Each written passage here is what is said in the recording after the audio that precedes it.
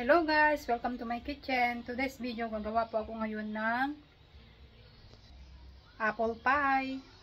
Ito po yung mga gagamitin kong ingredients. Meron tayong apple, butter, 1 cups of white sugar, vanilla essence, at saka yung ready-made natin na masa, grated ginger, at saka flour. Tara guys! Yan na guys yung apple na hugasan ko na, at ngayon tatanggalin ko yung kanyang balat at ikakat ko. Ayan guys, nakat ko na yung apples. Ayan, dito sa pan guys, maglagay ako ng butter. At saka ko sunod yung apples. Saka sunod ko na rin guys yung ating grated ginger. Then takpan natin.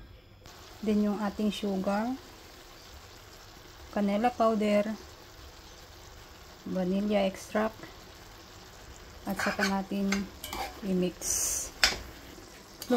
Lutuin lang natin yung apple guys, saka ko ilagay yung flour. Yan na guys, malambot na yung ating apple. Ilagay ko na yung ating flour. Then halo-halo natin siya hanggang lumapot.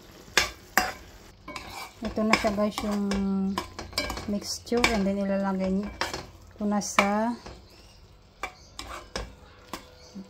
molde. Then lagyan natin siya guys ng kunting